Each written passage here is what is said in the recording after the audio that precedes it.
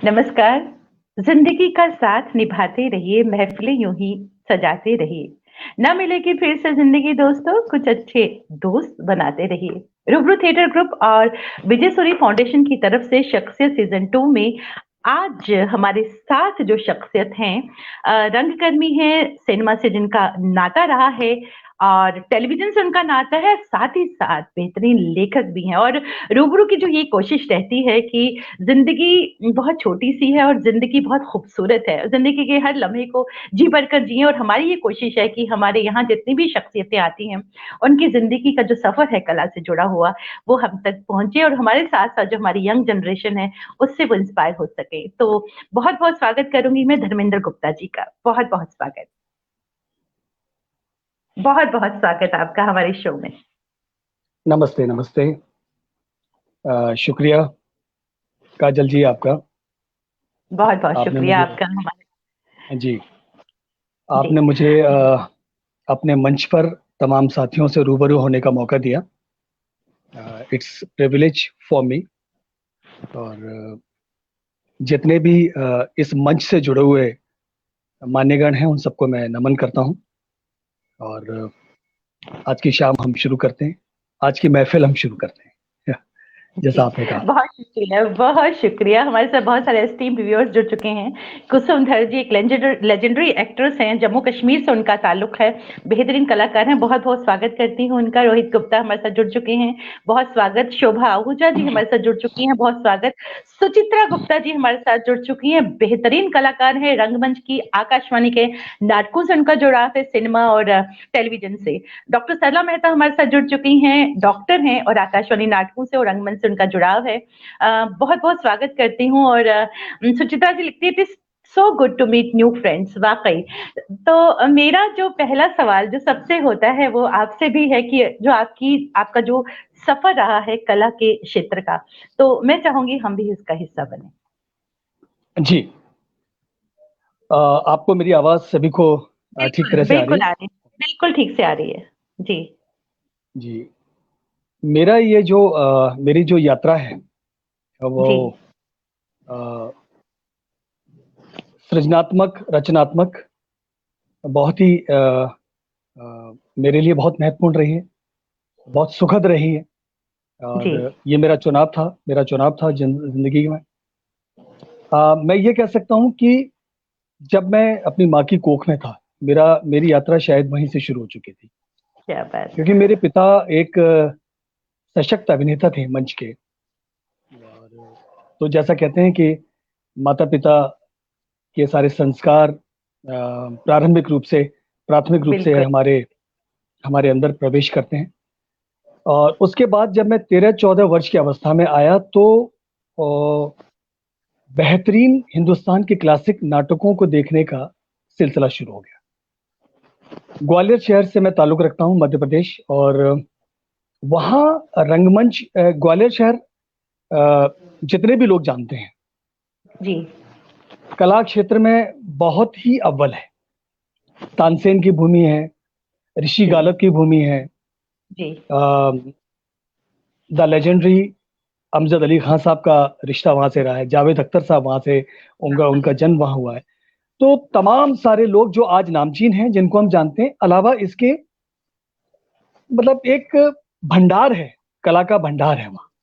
जी। तो उस शहर में एक संस्था, उस जमाने में सन 69 में एक संस्था ने जन्म लिया जिसका नाम था कला मंदिर। मेरे पिता वन ऑफ द फाउंडर्स में थे, उसमें से थे। जी। और हम सभी जानते हैं जी। अ, इस हिंदुस्तान के एक बहुत ही लेजेंडरी, एक बहुत ही हस्ताक्षरित एक निर्देशक रहे हैं, जो अभी हमारे बीच में नहीं है, जो नेशनल स्कूल ऑफ ड्रामा के डायरेक्टर भी रहे और वहाँ के फैकल्टी भी रहे, श्री बृजमोहन शाह। जी। बीएम शाह। तो बीएम शाह, तो बीएम जी। शाह साहब का नाता तकरीबन 70 से ग्वालियर के साथ शुरू हुआ। ये मुझे अंतराल में मेरे पिता ने और तमाम उनके समकक्ष अभिनेताओं ने मुझे बताया। जी। और अ, उस वजह से वहाँ ग्वालियर में जितने नाटक हिंदुस्तान के बड़े स्तरीय शहरों में या बड़े मेट्रोपॉलिटन सिटीज में जो दर्शकों को देखने के मिलते हैं, हमको छोटे शहर ग्वालियर में देखने को मिले, जिसमें से जी। उल्लेखनीय मतलब अ, बहुत सारे नाम है, जैसे तुगलक है, हम्म। थैंक यू मिस्टर ग्लाड है, मतलब मैं इतने हम्म। सारे नाटकों का नाम ले सकता हूँ जो हमने ग्वालियर रंगमंच पर देखे। जी। तो 14 वर्ष की अवस्था में जब मैंने रंगमंच देखना शुरू किया, तो जैसा कहते हैं कि रोम रोम में वो अभिनय जो एक अंतर मन में, अंतरात्मा में, जी। हृदय में जो एक अभिनेता था, वो व्यवहारिक रूप में मेरे मन में और मेरे भाव में आने लगा। जब भी हम किसी नाटक को देखे, जब मैं घर वापस लौटता था, तो बस अ, वो काल, वो परिवेश, वो सारे अभिनेता, वो अभिनय, वो सब मेरे साथ घर आता था। क्या और बात। वो अंदर चलता रहता था कि मैं कब वहां पहुंचूंगा, ये अभिनय तो मैं कर सकता हूँ, अच्छा इन्होंने किया, मैं ऐसा भी कर सकता हूँ। वो एक अंदर था, मैंने कभी व्यवहारिक रूप से अभिनय नहीं किया था, लेकिन वो अंदर बहुत ज्यादा था। जी। लेकिन लेकिन जैसे कहते हैं, माता और पिता दो पहलू होते हैं। जी। पिता का मुझे डेफिनेटली ये रूप मेरे अंदर था, लेकिन मेरी माँ जो है, वो बचपन से मुझे एक बिजनेसमैन या एक सर्विसमैन बनाना चाहती थी, जैसे हर माता पिता एक सुरक्षित जिंदगी बिल्कुल। ढूंढते हैं। जी। तो उनका ये कहना था कि तुम एक बिजनेसमैन बनो, जी। क्योंकि तुम्हारे पिता अभिनेता हैं, बहुत अच्छे अभिनेता हैं, हम सब देखने जाते हैं, बहुत सुख मिलता है, हम तालियां बजाते हैं, लेकिन उसके बाद क्या? तो लेकिन वो बात मेरे ठीक है, माँ ने कहा और मैंने सुन ली। और जब मैंने अपना कॉलेज खत्म किया, तो कॉलेज से पहले स्कूल और कॉलेज के स्तर पर हमारा ये अभिनेता व्यवहारिक रूप से शुरू हो गया था, कहीं जी। डिबेट में और कहीं एकल अभिनय में, कहीं ना कहीं वो शुरुआत हो चुकी थी। जी।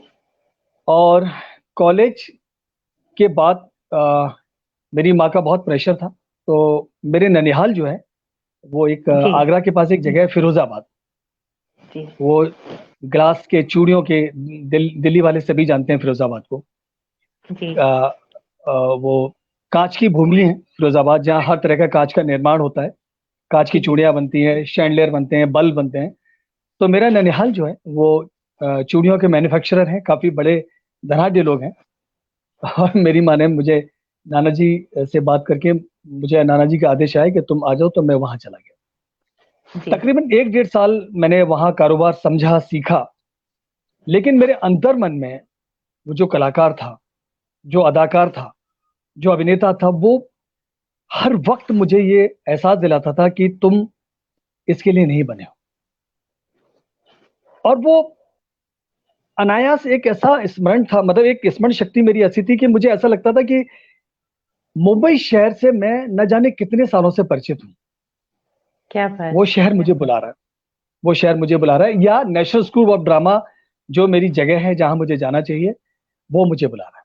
और अल्टीमेटली ये हुआ कि 2 साल में मेरे नाना जी को ये बात समझ में आई कि ये बच्चा मेहनत तो बहुत करता है, सीधा है, समझदार है, बात को समझता है, लेकिन इसकी दिशा कुछ और है। और उन्होंने मेरी माता से बात की कि ये ट्रेंड तो हो गया है और ये चाहे तो काम शुरू कर सकता है, लेकिन मुझे लगता है कि कुछ समय इसको दिया जाना चाहिए। और मैं शहर वापस आ गया, ग्वालियर शहर वापस आ गया। और ग्वालियर में उसी समय बीएम शाह एक नाटक की शुरुआत कर रहे थे, वीर अभिमन्यु।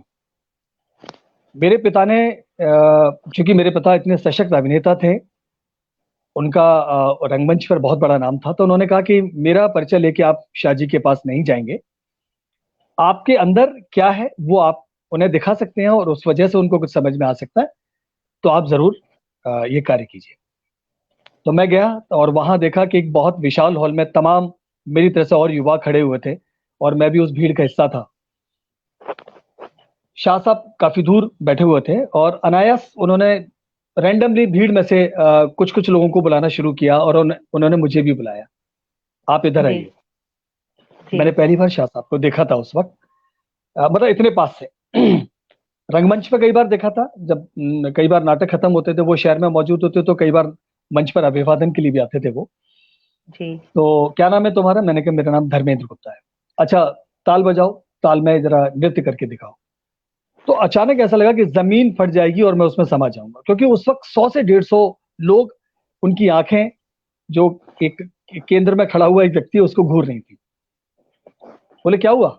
मैंने कुछ नहीं सर, मैं थोड़ा सा बस अपने आप को वार्म अप कर रहा था। हाँ, ताल शुरू की उन्होंने, पखावज पे एक व्यक्ति बैठा हुआ था और मुझे जो उस वक्त समझ में आया, मैंने जो भी भाव भंगिमा आई मैंने उस तरीके से उसको किया।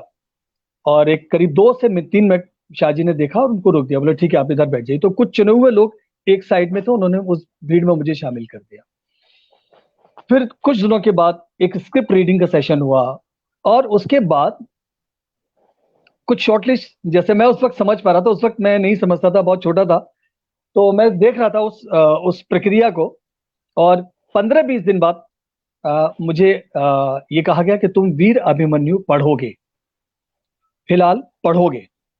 जी। तो मैंने कहा ठीक है मैं पढ़ता हूँ। और करीब 4 अभिमन्यु वहां थे और मैंने पढ़ना शुरू किया। और 10 दिन बाद मुझे कहा गया कि आप वीर अभिमन्यु कर रहे हैं। क्या बात। वो मेरे वो मेरी जिंदगी का बहुत अहम दिन था, बीएम शाह जैसे निर्देशक के साथ कार्य करना। और 84 की ये बात है।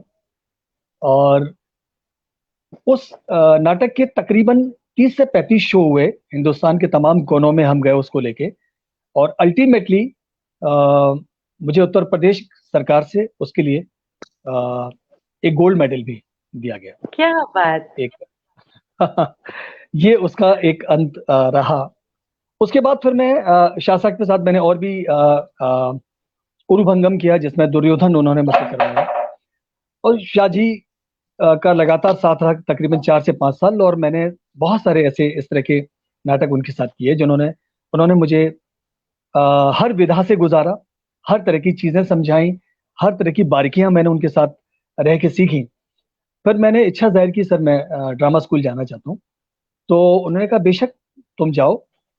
उस वक्त शायद एक शून्यकाल था नेशनल स्कूल ऑफ ड्रामा का। उस वक्त वहाँ का कोई शायद डायरेक्टर नहीं था, कुछ समस्याएं थी वहां पर। तो उन्होंने कहा अगर तुम जाओगे तो ये शून्यकाल 1 साल का है, 2 साल का है, हमें पता नहीं।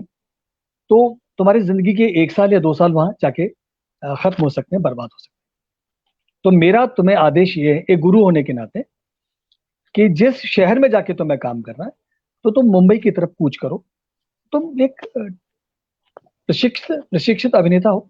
मुझे ऐसा नहीं लगता कि ड्रामा स्कूल में इससे कुछ और बेहतर तुम्हें सिखाया जाए। हाँ, ये मैं मानता हूँ कि तुम 3 साल थिएटर ओढ़ोगे, उसको पढ़ोगे, सोओगे, खाओगे, सब कुछ थिएटर होगा, बट काफी है तुम्हारे लिए। मैंने जो आदेश आपका, तो मैंने पिता से कहा कि मैं उस शहर में जाना चाहता हूँ। लेकिन अब अगेन वो पिता मन है, पिता। हालांकि मेरे पिता मेरे जन्म से नहीं, हम 2-3 साल के रहे होंगे उस वक्त इस शहर मुंबई में, वो भी कार्य करने के लिए आए थे इस क्षेत्र में। और 2 फिल्में लॉन्च भी हुई उनकी, शशि कपूर, शम्मी कपूर साहब के साथ। उस वक्त मेरे पिता की एक बहुत अच्छी पर्सनैलिटी भी थी और बहुत अच्छे अभिनेता भी थे। लेकिन किसी कारणवश वो फिल्में शुरू नहीं हुई। और 1 साल के बाद मेरे ग्रैंडफादर ने, चूंकि हम 3 भाई जन्म ले चुके थे, उन्हें कहा तुम वापस आ जाओ, तुम जो अध्यापक की नौकरी करते हो तुम प्लीज उसको ज्वाइन करो, ताकि तुम अपने परिवार को, तुम्हें काफी वक्त दिया गया। तो उस वक्त मेरे पिता ने उचित समझा, अपने पिता के आदेश पर वो वापस चले गए। लेकिन वो कहीं मेरे मन में, मेरी आत्मा में वो पल रहा था। और वो इतना सशक्त था वो अभिनेता कि जब मैंने कहा कि मुझे शहर में आना, तो मेरे पिता का मन भी पिघला। और उन्होंने कहा कि तुम आज उतने बड़े शहर में जाओगे जहां हमारा कोई परिचित नहीं है, कहाँ रहोगे, कैसे खाओगे, कैसे करोगे? ये सवाल तो मेरे मन में थे ही नहीं। मेरे मन में था वो शहर और एक अभिनेता और कार्य।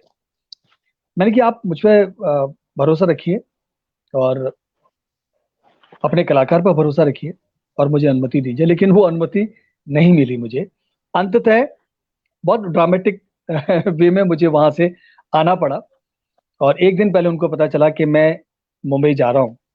और एक व्यक्ति हैं आज जो बहुत मशहूर अभिनेता हैं, मशहूर निर्देशक भी हैं, संगीतकार हैं, जिनका नाम है श्रीमान पीयूष मिश्रा, जी। मेरे शहर ग्वालियर से, जो आज बहुत ही सशक्त और स्थापित अभिनेता हैं मुंबई शहर में। वो मेरे बड़े भाई की तरह से हैं, उनके साथ मेरा बड़ा सानिध्य रहा। तो जब पीयूष यहाँ आ चुके थे, हम उनको पीयूष दा, दा कहा करते थे। तो पीयूष दा से मैंने पूछा कि मुझे मुंबई शहर आना चाहिए, तो उन्होंने कहा कि मैं कोई जवाब नहीं दे सकता धर्मेंद्र तुम्हें इसका, क्योंकि मैं भी उस शहर में क्यों गया हूँ मुझे आज तक नहीं पता है। एक अभिनेता के रूप में जब तक मैं सफल नहीं हो जाऊंगा मैं नहीं बता सकता हूँ। वो शहर है, हर एक के लिए खुला हुआ है, और तुम भी आकर अपना कार्य करो। और बस मैं यही कह सकता हूँ। अब मैं इस शहर में आया, सबसे पहले मैं पीयूष मिश्रा से ही मिला, और उन्होंने मुझे इस शहर का एक तीर्थ स्थल है पृथ्वी थिएटर, जी उससे उससे उससे परिचित करवाया। वहाँ तमाम मित्र थे, अभिनेता मित्र थे, जिनको मैं पहली बार मिल रहा था, जो स्थापित भी थे। मैं उस जगह को देखकर भौचक्का था, क्योंकि वहाँ नसीरुद्दीन शाह भी मुझे नजर आ रहे थे, ओमपुरी साहब भी वहाँ एक कॉफी पीते हुए नजर आ रहे थे।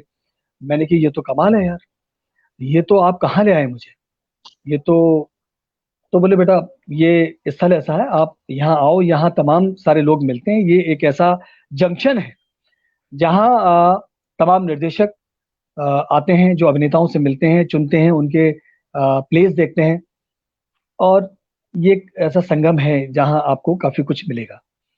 तो मैंने पीयूष दा को बहुत धन्यवाद किया, और मेरा फिर वहां पर आना जाना शुरू हुआ। अंततः मेरा इस तरह का एक सफर शुरू हुआ यहाँ शहर में, और तमाम सारे खट्टे मीठे अनुभव मेरे शहर में रहे। मैं इस शहर में 91 जनवरी 4 को आया था, सिर्फ 1,500 रुपये लेकर, और आज ईश्वर की कृपा से मैंने इस शहर ने मेरी मेहनत के अनुसार मुझे घर दिया छोटा सा। मेरी 2 बेटियां हैं, परिवार है। मेरी दोनों बेटियां बहुत अच्छी प्रशिक्षित यहाँ एक अच्छे स्कूल से पढ़ी हुई हैं। बड़ी बेटी मेरी आर्किटेक्चर 5th ईयर में है, और छोटी बेटी मेरी लॉ मतलब कॉलेज में है। तो ईश्वर ने बहुत कुछ दिया, एक अच्छा परिवार दिया, घर दिया, और जो कुछ भी दिया, एक नाम दिया।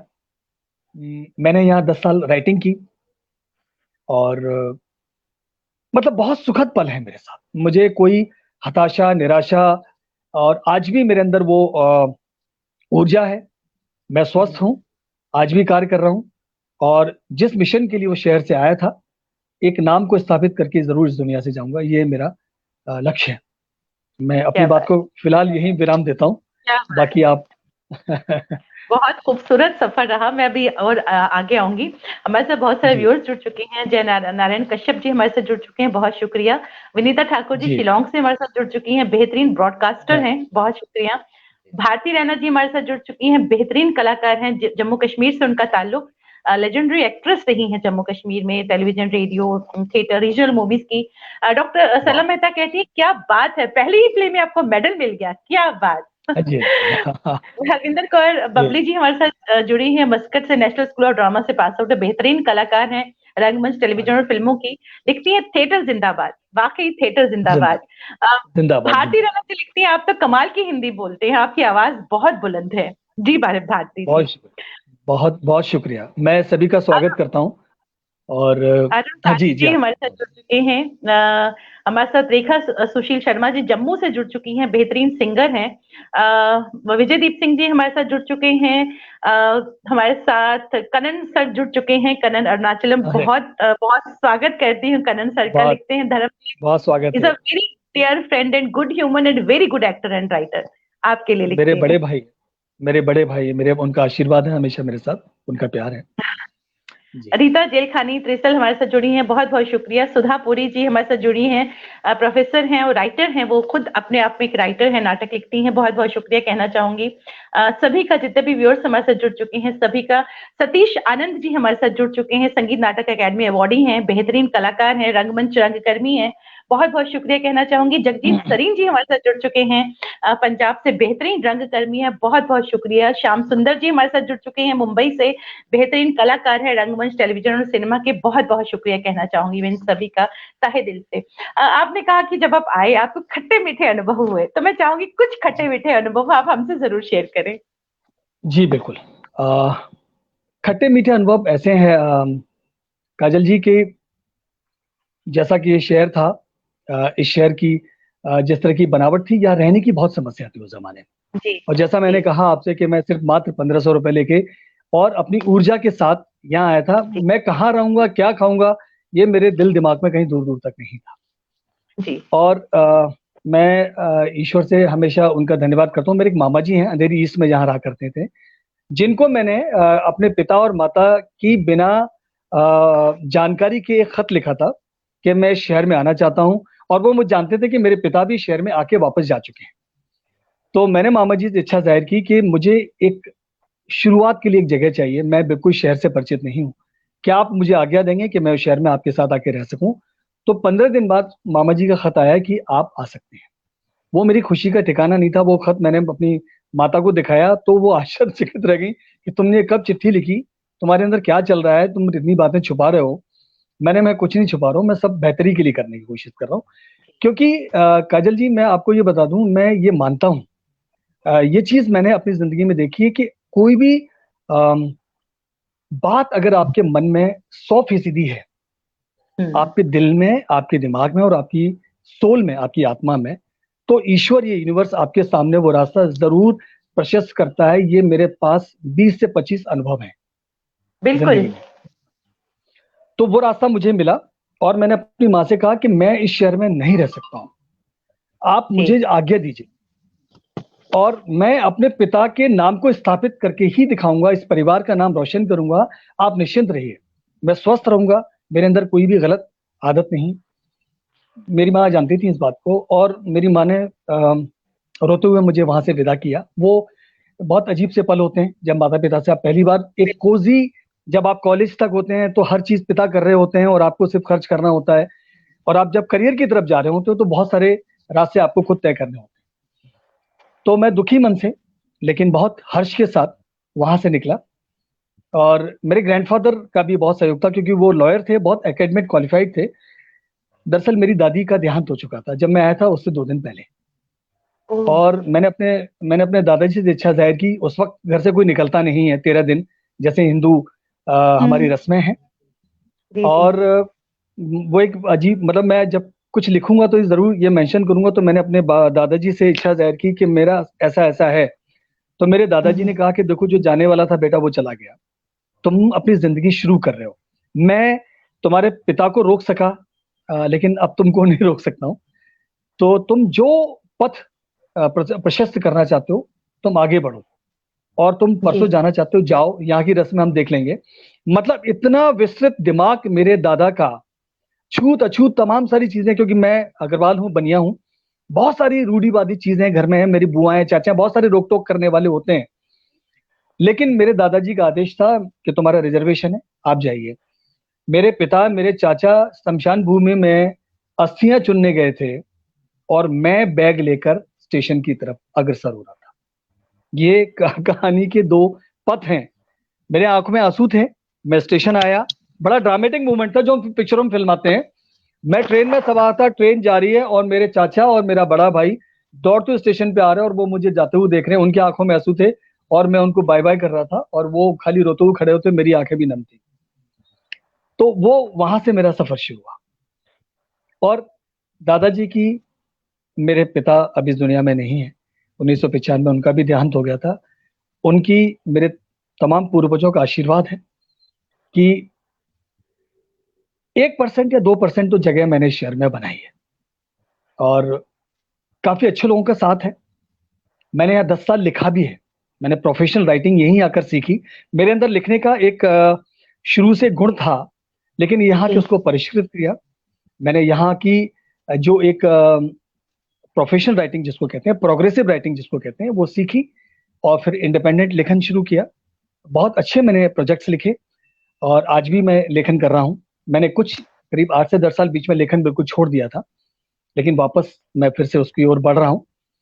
और जो खट्टे पल मैं आपके बताऊंगा उसका एक अनुभव कि मैं, यारी रोड एक जगह है यहाँ पर, मैं 3 मित्र हम एक फ्लैट में रहा करते थे। वो फ्लैट मैंने लिया था और 2 मित्रों को मैंने उसमें शामिल किया था जो आज बड़े स्थापित अभिनेताओं में से हैं। लेकिन किसी कारणवश उन दोनों मित्रों से कुछ अनबन हुई, उन दोनों की, और मैं उसमें बीच में कुछ उसमें बात होगी, तो रात को 12 बजे मुझे वो घर छोड़ के निकलना पड़ा जो घर मैंने अपने डिपॉजिट से लिया हुआ था। तो उन्होंने कहा हम आपका डिपॉजिट वापस करते हैं, बट अब हम दोनों ही आ रहेंगे, आप जाइए। मेरे ओनर ने मुझसे कहा कि यार ये कमाल है यार, तुम बड़े कमाल के आदमी हो, या लोगों को घर नहीं मिलते, तुमने घर लिया, तुम ही घर से बाहर जा रहे हो। मैंने अब क्या करूं, मेरा मन दिल दिमाग ऐसे ही है। तो रात को 12 बजे आप यकीन मानेंगी, मैं यारी रोड के बस स्टॉप पर एक अटैची के साथ अंधेरे में खड़ा हुआ था। मैं कहाँ जाऊं मुझे नहीं पता। और आप यकीन मानेंगी, मुझे एक व्यक्ति पता था, मेरे एक मित्र है सुनील डॉन जिसका नाम है, जो सफर में आपके हमेशा साथ होते हैं। मैंने उसको, पता नहीं उस वक्त पेजर आ गया था, मैंने कहीं एक पीसीओ खुला हुआ मिल गया, मुझे कुछ मैसेज भेजा, उस पर उसका फोन आया। उस पीसीओ पे मैंने कहा कि मैं खड़ा हूं यहाँ 12:30 बजे। बोले तू कहाँ है? मैंने कि मैं यारी रोड पर हूँ, तो तू मेरे पास आ जा। तो वो 4 बंगले में रहता था, मेरे पास कुछ पैसे थे, मैंने एक ऑटो किया और मैं 4 बंगले पहुंचा। आप यकीन मानेंगी नहीं, वो एक अंडर कंस्ट्रक्शन बिल्डिंग के 6वें माले पर, जिसका सिर्फ एक स्ट्रक्चर बना हुआ था उस बिल्डिंग का, नाले के किनारे मैं उस अटैची लेके पता नहीं कैसे वॉल से कूदा, और वो उसका रास्ता नहीं था उस वक्त, मैं कैसे वहां तक पहुंचा कीचड़ में चल के। और जब मैं पहुंचा तो वहां अंधेरा था। मैं उसको आवाज लगा रहा हूँ तो सुनसान में आवाज गूंजी, ऊपर से बोला कि तू सीढ़ियों से चढ़ के कैसे भी आ जा मेरे भाई। मैं ऊपर पहुंचा तो उसने उस घर को तमाम सारे जो हम कहते हैं तालपत्री या हम टेंट बोलते हैं, इस तरह के कपड़ों से एक कमरा, 2 कमरे बनाए हुए थे। उसने एक छोटी सी किचन बनाई हुई थी, मतलब उसे पूरा एक फ्लैट सा बनाया हुआ था। बोले भाई मैं यहाँ रहता हूँ। मैंने कि यार कमाल है। बोले यार यहाँ का जो ठेकेदार है वो मेरा दोस्त है, मेरे गाँव का है, उसने मुझे कुछ समय रहने का यह मौका दिया है। तू रह सकता है तो रहे, तुझे यहाँ कोई तकलीफ नहीं होगी, तू आराम से खा सकता है। मतलब मैं उसको लिपट के 15 मिनट तो पहले रोया, और फिर मैंने कहा मेरे पास पैसे हैं, पैसे की कोई चिंता नहीं। और मैं तकरीबन 20 दिन उस अंडर कंस्ट्रक्शन बिल्डिंग में रहा। उस बीच में मैं काम भी तलाशता था और जगह भी तलाशता था। अंततः मुझे जगह मिली, फिर मैं वहां से स्थानांतरित हुआ। तो और उसके बाद मैं आपको बताऊं कि शुरुआत के दिनों में, क्योंकि उस वक्त जब हम आए थे यहाँ, या तो फीचर फिल्में हुआ करती थी या टेलीविजन पर DD1 हुआ करता था, जी उसके जी अलावा कोई कार्य नहीं था इस शहर में। जी। तो कार्य ढूंढना और कार्य पाना दोनों ही बहुत कठिन थे। और शाम होते होते ये लगता था कि हम खाना कहाँ खाएं, क्योंकि बाहर खाने की आदत नहीं थी पहले। फिर होटलों में खाना शुरू किया, रेस्टोरेंट्स में खाना शुरू किया, और वो खाते खाते ऐसा लगता था कि अब कल फिर यही खाना पड़ेगा। मतलब उस वक्त माँ की याद आती थी। कई बार मेरी आंखों में आंसू होते थे और मैं बीच पर जाके, जुहू बीच पर जाकर घंटों 1 घंटे बैठ के रो लेता था, मन हल्का कर लेता था, फिर वापस ऊर्जा के साथ लौटता था। और ये मेरा मन था कि मैं वापस ये शहर छोड़कर नहीं जाऊंगा। मैं लिटरली 6-6 दिन सुबह की एक चाय और शाम को हम 7-8 मित्र जो दोस्त थे, एक घर में, एक कमरे में, एक मित्र का घर था, वह इकट्ठे होते थे। मैगी, आलू, टमाटर, ये सारी चीजें इकट्ठी करके उनको मिला के ब्रेड के साथ, 2-2 ब्रेड के साथ हर आदमी डिनर करता। तो इस तरह के अनुभव रहे हैं। लेकिन कभी मन में लेस मात्र भी कोई थकान, कोई शिकायत, कोई गिल्ट, कोई रिग्रेशन जिंदगी में कभी नहीं आया। और मैंने, आप ये यकीन मानेंगी कि मैंने अपने माता पिता से इस शहर में, आज मुझे 30 साल हो गए हैं, एक बार मैंने अपने पिता से 3,000 रुपए मंगाए थे। वो किसी व्यक्ति के पैसे मेरी जेब में रखे हुए थे रिजर्वेशन के लिए। हबीब तनवीर साहब, एक बहुत बड़ा नाम है हमारे हिंदुस्तान का, उनका ट्रुप यहाँ पर आया करता था पृथ्वी थिएटर में। जब पृथ्वी फेस्टिवल होता था उनके प्लेस भी आते थे। हबीब साहब से मेरा बड़ा प्यारा रिश्ता रहा है, उनके कलाकारों के साथ मेरा रिश्ता रहा। तो जब भी आते थे तो मैं काफी समय उनके साथ होता था। उन्होंने मुझे आदेश दिया कि धर्मेंद्र, एक रिजर्वेशन तो मैं पूरी टीम का करवाना है।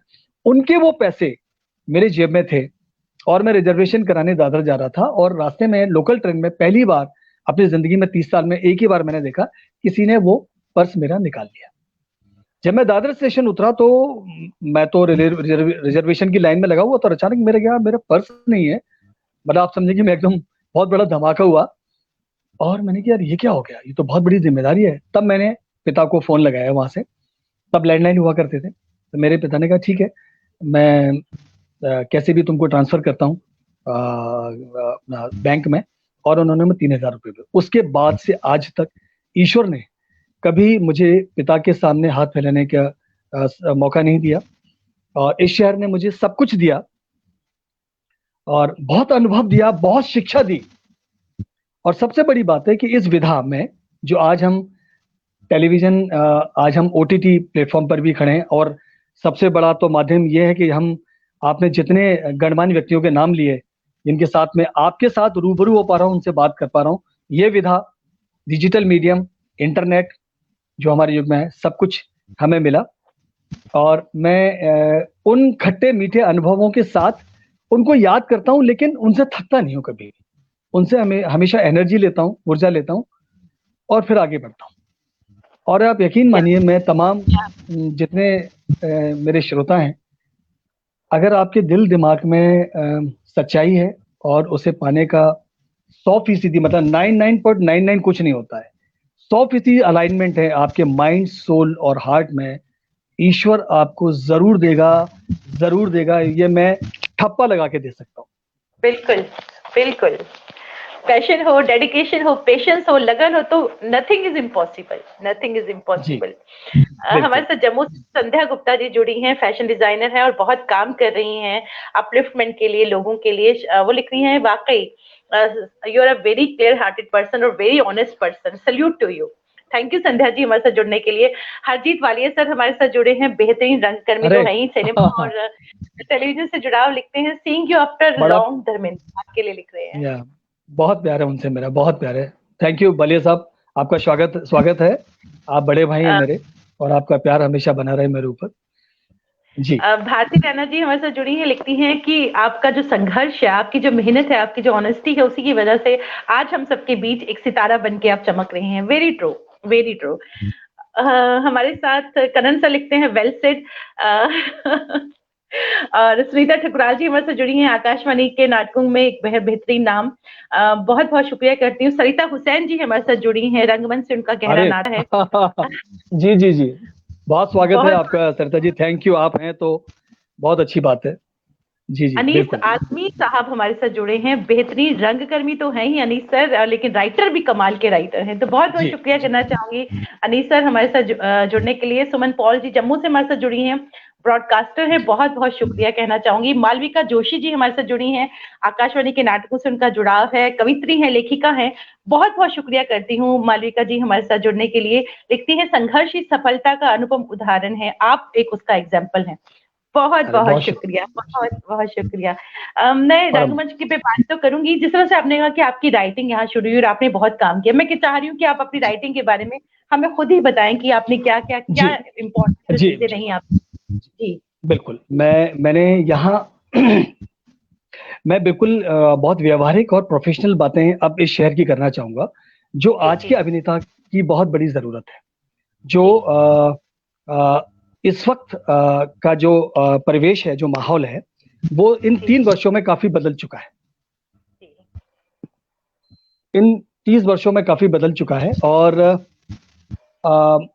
आज हम अंतर्राष्ट्रीय स्तर पर खड़े हुए हैं, चाहे वो लेखन हो, चाहे वो अभिनय हो, चाहे वो हमारे वेब सीरीज हो, चाहे हमारा हाँ, थोड़ा सा टेलीविजन का जो लुक है वो आज भी हमारी महिलाओं के लिए या पुरुषों के लिए जो पारिवारिक परिवेश में है, लेकिन परिवर्तन बहुत हुआ है।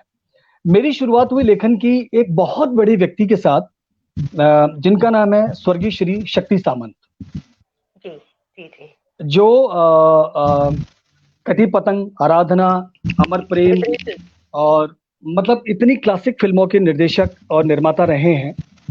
और राजेश खन्ना, शम्मी कपूर और शर्मा टैगोर जैसी 3 अभिनेता और अभिनेत्री उन्होंने शहर को, इस फिल्म उद्योग को स्टार दिए हैं। वहां से मेरी शुरुआत हुई, और उनके कैमरामैन थे आलोक दास गुप्ता, जिनको हम खोखलू दा के जानते तो उन्होंने इन सारी फिल्मों का सिनेमेटोग्राफी दादा ने किया था। वो किशोर कुमार के मामा भी थे। मतलब मैं ऐसे लोगों के साथ सामने पहुंचा जो अपने आप में इतने बड़े, मतलब इतना बड़ा इतिहास था, बट इतने सरल, इतने सहज होंगे मैं नहीं समझ सकता था। तो मेरे पास एक उस वक्त मुझे पता चला कि शक्ति सामंत के जो बेटे हैं छोटे, वो एक DD1, ये कहीं से साउंड आ रहा है, बहुत डिस्टर्ब कर रहा है। हमें नहीं आ रहा, यहाँ नहीं आ रहा। अच्छा, ओके फाइन। आप एयरफोन हटा के कर सकते हैं, अगर आपको लग रहा हो तो एयरफोन हटा दीजिए, हटा दीजिए। नहीं, आपको आवाज क्लियर आ रही है मेरी ना? हमें बिल्कुल क्लियर आ रही है। ठीक है, नो प्रॉब्लम। तो उनके वो एक शो बनाना चाहते हैं जो मर्डर मिस्ट्री और इस तरह के सस्पेंस थ्रिलर तरह का एक शो डीडी वन के लिए बनाना चाहते हैं। तो मेरे पास एक लाइन थी और मैं किसी तरह से आलोक दास गुप्ता से मिला किसी माध्यम से।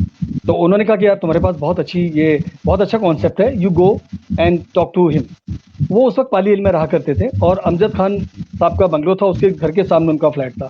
तो मैं इतना रोमांचित था, एक तो पाली हिल जहाँ तमाम सारे अभिनेताओं का निवास है, वो वहाँ पहली बार मैं चढ़ रहा था। फिर मैं वहाँ पहुंचा तो सामने अमजद खान साहब का घर था, उनका बेटा बाहर खेल रहा था, उसको मैंने पहचाना।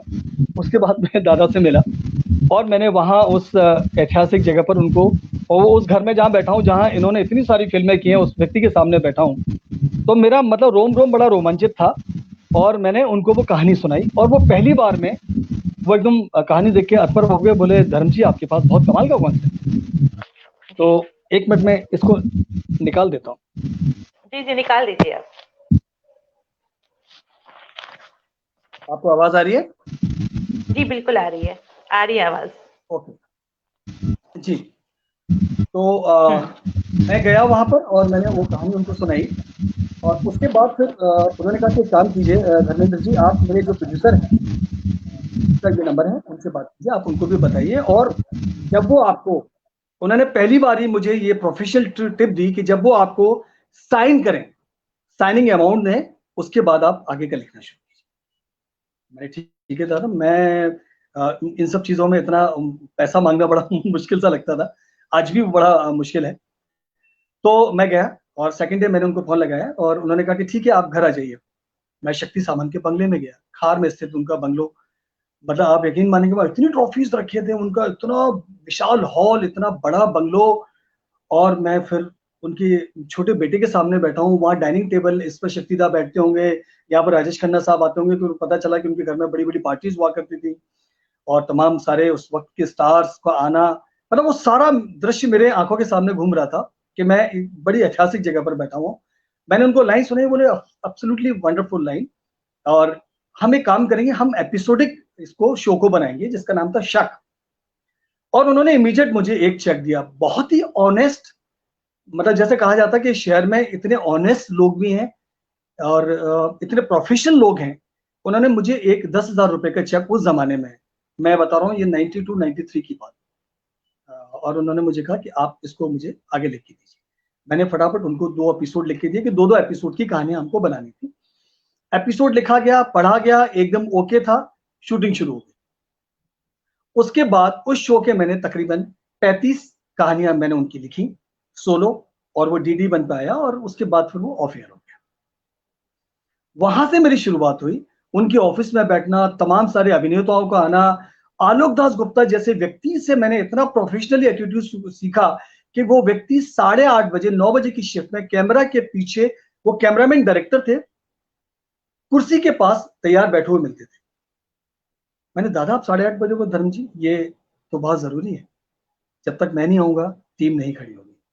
और ये मैंने शक्तिदा से सीखा। और इतनी सारी बातें मैंने शक्तिदा के बारे में उनसे सुनी। एक शक्तिदा की सबसे बड़ी क्वालिटी उन्होंने मुझे बताई कि शक्ति सामंत, उनके राइटर थे सचिन भौमिक, और सचिन दा बंगाली थे, शक्तिदा भी बंगाली थे। सचिन दा की क्वालिटी थी कि वो किसी सिचुएशन में, किसी भी सिचुएशन पर 4 सिचुएशन सुनाते थे शक्तिदा, और 4 सिचुएशन में एक सिचुएशन चुनना वो शक्ति सामंत का इंटेलेक्ट था, उनका इंटेलिजेंस था, जो हमेशा हिट हुआ, जो हमेशा क्लिक हुआ। वो जो कॉम्बिनेशन था, वो आलोकदा बताते हैं कि वो जो कॉम्बिनेशन था, ये इनबिल्ट, इतने इंटेलिजेंट लोग थे। इनका संगीत, इनका कथानक, इनकी कथा, इनके संवाद, इनके पात्रों का चयन, इनका शूट का तरीका, मतलब अमेजिंग। तो मेरी प्राथमिक शुरुआत, मेरे गुरु आप कह लें तो आलोक दास गुप्ता से मेरी शुरुआत हुई। आज वो इस दुनिया में नहीं, मैं हर समय उन्हें याद करता हूँ, शक्तिदा भी नहीं। और उस परिवार के साथ आज भी मेरी एसोसिएशन है बहुत। हालांकि मैं बाद में और कुछ काम नहीं कर पाया क्योंकि वो शक्तिदा के जाने के बाद उन बच्चों ने काफी इंडस्ट्री में, क्योंकि वो बिजनेसमैन है तमाम सारे, उस तरफ चले गए वो लोग। लेकिन मेरा आना जाना है। और इनफैक्ट एक बार बीच में ऐसा समय है कि अमर प्रेम, जो तमाम सारे गाने हम सुनते हैं, बड़ा नटखट है, किशन कन्हैया, क्या गाने हैं उस फिल्म के, वो उसका रीमेक बनाना चाहते थे उनके छोटे थे, तो मैंने कुछ कार्य भी किया, तो तकरीबन आधी फिल्म लिख भी ली थी, उसके लिए उन्होंने थोड़ा पैसा भी दिया, लेकिन फिर बाद में किसी कारणवश वो ड्रॉप। उसके बाद मैंने तमाम सारे मैं कह सकता हूँ बालाजी के लिए मैंने लिखा, तमाम सारे जो शो हम जानते हैं, सास भी कभी बहू से लेके एक महल सपनों का, आई एम सॉरी, घर घर की कहानी, इन सब के डायलॉग्स मैंने काफी एपिसोड्स के लिखे। उसके बाद एक डेली सोप शुरू हुआ सोनी पर, आज बहुत बड़ा वो बैनर है, यहाँ बहुत बड़े प्रोड्यूसर है मिस्टर विपुल ए शाह, जिन्होंने तमाम सारी बड़ी फिल्मों का निर्माण किया। अभी कमांडो 3 उनकी फिल्म आई थी, उन्होंने वक्त आंखें फिल्म बनाई मिस्टर बच्चन के साथ और अक्षय कुमार के साथ। उनके साथ भी मेरी एक बहुत अच्छी प्राथमिक शुरुआती, मेरे मित्र हैं वो, और उनका एक शो था एक महल सपनों का, जो सोनी पर सबसे पहले डेली सोप था। उसके तकरीबन मैंने 500 एपिसोड के डायलॉग्स लिखे शुरू में। उसके बाद फिर मेरे शादी का समय आ गया तो मैं उससे डिसकंटिन्यू हो गया उस वजह से। तो इस तरह से मेरा सफल रहा काफी, करीब 10 साल मैंने लिखा। 2-3 साल मैंने पार्टनरशिप में एक व्यक्ति के साथ लिखा, उसके बाद फिर इंडिपेंडेंट लिखना शुरू कर दिया मैंने, और ये शक की शुरुआत इंडिपेंडेंट लिखने से शुरू हुई। और एक फिल्म मैं लिख चुका हूँ, और इनफैक्ट फिल्म लिख चुका हूँ, कंप्लीट है, नाडिया अडवालास के लिए, लेकिन उन्होंने वो फिल्म रिलीज नहीं की। कुछ ऐसे कारण हो जाते हैं कि जैसे आपका प्रपोजल कंप्लीट है, वो ऑन एयर नहीं हो पाया, ऑफ एयर हो गया, या रिलीज नहीं हो पाया, वो बहुत सारी घटनाएं ऐसी घट जाती हैं। और इस वक्त भी मैं एक आप कह सकते हैं अंतर्राष्ट्रीय स्तर का एक थ्रिलर है, जिसका मेरा कंप्लीशन हो चुका है और जिसके 2 नरेशन भी हो चुके हैं, क्योंकि आज शक्ल इंडस्ट्री की बदल चुकी है, कॉर्पोरेट हाउस हो गया है पूरा। यहाँ एक व्यक्ति चयन करने वाले हैं, जैसे शक में मैंने कहा कि आलोक दास गुप्ता ने ओके किया, उनके प्रोड्यूसर ने मुझे चेक दिया और मैंने नरेशन किया और शूटिंग शुरू हो गई। वो समय था कि वो एक मास्टरपीस कोई चीज हमको बन के सामने मिलती थी। आज उसी चीज को 100 दिमागों से होके गुजरना पड़ता है, और वो 100 दिमाग में से 50 आपके साथ हैं, 50 आपके विरोध में है।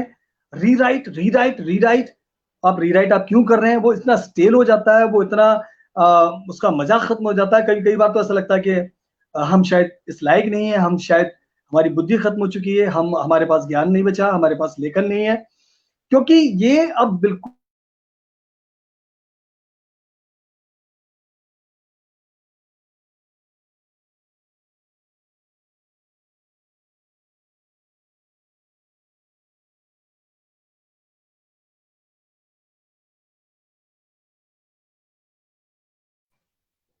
आई थिंक नेट का शायद कुछ इशू हो गया। अम, कोशिश की आ पाएंगे। नेट की जैसे जो बातचीत होती है ये हमारे हाथ में नहीं होती जब हम डिजिटल प्लेटफॉर्म पे होते हैं। इतनी खूबसूरत बातचीत चल रही थी, इतना खूबसूरत बात कर रहे थे धर्मेंद्र गुप्ता जी। कोशिश करेंगे कि फिर से हम उनको वापस ला पाए एक बार फिर से। बहुत ही रिमार्केबल जर्नी रही है।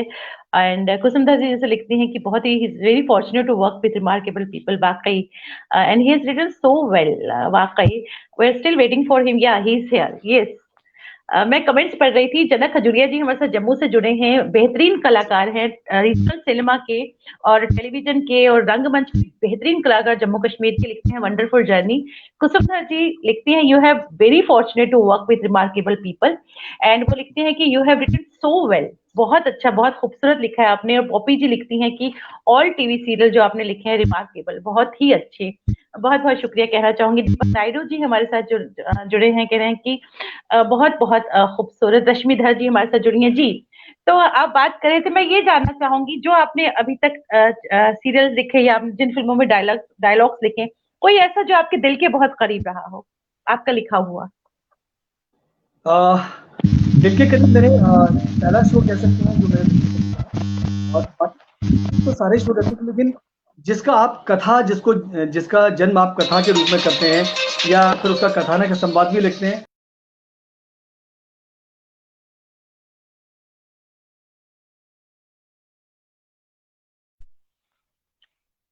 आप मुझे सुन पा रही हैं? हाँ, पहले कोई और लिख रहा है कहानी, तो अब जो है एक एक दिमाग का कार्य नहीं रह गया है। एक प्रपोजल में कम से कम 10 से 15 राइटर का जुड़ना हो जाता है। एक माइंड स्ट्रॉमिंग 15 माइंड्स की होती है, अब एक व्यक्ति के माध्यम से नहीं होती। सो अभी बिल्कुल बहुत कॉर्पोरेट, हर चीज बहुत कॉर्पोरेट लेवल पर चली गई। अभिनय भी वैसे ही हो गया है एक जमाने में अभिनय का एक बहुत अलग रूप था। आज इन 3 वर्षों में अभिनय का 30 वर्षों में अभिनय का रूप कहीं और पहुंच गया है, क्योंकि आज हम नेटफ्लिक्स पे, अमेज़न पे, हॉटस्टार पे या कोई भी वेब सीरीज आप देखिए इंटरनेशनली, आप एक्टिंग का लेवल बदल गया। आज के निर्देशक बिल्कुल यंगस्टर्स आ गए हैं, जो बिल्कुल आपके साथ कोई भाव नहीं जान देना चाहते हैं। वो कहते हैं आप जितना सिंपल कर सकते हैं, जितना रियल बोल सकते हैं, आई नीड दैट। तो बड़े-बड़े एक्टर्स के भी पैर हिलने लगे। तो आज के अभिनेताओं को मैं ये कहना चाहूँगा कि एक्टिंग के माध्यम जैसा लोग समझते हैं कि चलो कुछ नहीं कर रहे हैं तो एक्टिंग कर लेते हैं। ये बड़ा एक अजीब-सा इस शहर में है। और मैं मिलता हूँ तमाम सारे जो लोग रिटायर हो गए हैं। समझो हम 30 साल हमने फ़ौज में काम किया, 30 साल हम डॉक्टर रहे, आर्मी में रहे, अब हम क्या करें? तो अब हमने एक्टिंग शुरू कर दी है। अच्छा, मैं ये नहीं कहता हूँ कि वो कार्य नहीं कर रहे हैं, वो कार्य कर रहे हैं, है ना? और बहुत अच्छा कार्य कर रहे हैं। ऐड फ़िल्मों में बहुत सारे फेस काम में आ जाते हैं। लेकिन जैसे हर चीज़ का एक प्रशिक्षण है। एक प्रशिक्षित, जैसे आज मैं महसूस करता हूँ, जो मैंने कहा कि जन्म से मेरा जो प्रशिक्षण था, आज मेरी जिस अवस्था में मैं हूँ, वो रियली आपके हर रूप में कार्य आता है। आपकी संवाद अदायगी, आपके पंक्चुएशन, आपका डिक्शन, आपका मॉड्यूलेशन, आपका वॉइस कल्चर, आपका बॉडी लैंग्वेज, आपका खड़ा होना, आपका बेशक आप रियलिस्टिक मोड पे आज कर रहे हैं एक्टर के साथ, लेकिन वो डायरेक्टर समझ रहा है कि इसमें समझ बहुत है। मैं जैसे एक बहुत और अहम आपको बता दूं, अभिनय अपने अभिनेता के रूप में, जैसे मैंने पहला कार्य आपको लेखन का बताया, दूसरा कार्य एक अभिनेता के रूप में आज वो यूट्यूब पर मौजूद है। श्री कृष्ण एक सीरियल अभी रिपीट हुआ था डीडी पर हमारे पैंडेमिक के दौरान, और वो बहुत बड़े निर्देशक हैं श्री रामानंद सागर। ऐसे ही मैं अभिनय अभिनय के लिए उनसे मिलने गया और एक रोल के लिए मेरा ऑडिशन करके मुझे सिलेक्ट किया गया। राजा सत्यव्रत पहला एपिसोड है वो यूट्यूब पर आज भी राजा सत्यव्रत के नाम से विष्णु अवतार उसमें लिखा हुआ है। मैं आपको लिंक भेजूंगा, आप कभी देख सकते हैं। वो रोल मुझे दिया गया और उनकी शूटिंग चलती थी उमरगांव गुजरात में। तो मैं पहली प्रथम समय था मेरा वहां जाने का, मैं पहुंचा वहां और सेकंड डे मेरा शूट शुरू हुआ, मुझे राजा बनाया गया। तो वो बॉडी लैंग्वेज, वो तरीका खड़ा होना, वो मुझे प्रशिक्षण शाह साहब ने मेरे रोम रोम में भरा हुआ था कि मैंने उनके माइथोलॉजिकल 2-3 प्ले बहुत ज्यादा रच रच के किए थे। और जब मैं स्टेज पर आया तो बहुत बड़ा फ्लोर था और वहां क्रोमा लगा हुआ था, वहां कुछ भी नहीं था, ब्लैंक, और पीछे ग्रीन कर्टेन के अगेंस्ट मुझे खड़ा कर दिया गया। और बहुत दूर आनंद सागर उनके जो बेटे हैं वो बैठे हुए तो माइक लेके, वो पंजाबी में बात करते हैं। हाँ हाँ भाई एक्टर, वो कितने है उधर आ। अरे मैं तो कौन किस पर माइक पे बात कर रहा है स्पीकर पे। फिर उन्होंने कहा मैं तेरे से बोल रहा हूँ राजा। मैंने यस सर, यस सर। क्या नाम है आपका? मैंने धर्म। हाँ भाई गुप्ता, इधर राजा।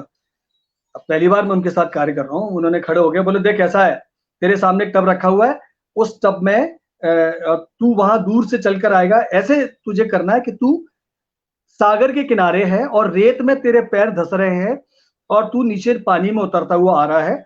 जब तू उस टब के पास आ जाएगा, तू समझ ले आधा पानी में आ चुका है। और उस टब में 2 चुल्लू पानी ऐसे लेना और सामने देखना कि सूर्य भगवान है, ये सुबह का समय है, और तू सूर्य देवता को जल चढ़ा रहा है। ये तुझे पहली बार करना है। फर्स्ट टाइम कैमरे के सामने क्रोमा, वो क्या, जैसा उन्होंने कहा मैंने वैसे कर दिया। वो आदमी तो खड़ा होके आ गया और मुझे गले लगा लिया। मैंने क्या हुआ सर? बोले पहली बार में इतना परफेक्ट कोई एक्टर, मतलब हम तो इतने रामायण के जमाने से काम कर रहे हैं भैया, तू तो ऐसा लग रहा है कि नया एक्टर आया है। तू कब आया? मैंने किस तरह 1 साल पहले शहर में आया। तो कमाल है। अच्छा, उसमें मैं आप देखेंगे तो मेरा बोलना है करीब 1-1 डेढ़-डेढ़ पेज के डायलॉग हुआ करते थे माइथोलॉजिकल में, आज भी होते हैं। हिंदी की कोई समस्या आज भी नहीं है मुझे, क्योंकि मैंने हिंदी में एमए भी किया हुआ और मैं उस तरीके से मेरा शुरू से बोलचाल भी वैसी ही है। तो जब मैंने वो डायलॉग बोला और वो वहां से कमेंट्री करते थे, भगवान प्रकट हो गए हैं, अब तुम भाव विभोर हो जाओ, तुम्हारी आंखें नम है, तुम्हारे अश्रु बह रहे हैं, तुम्हारा गला भर चुका है, तुम्हारा गला रुंध गया है।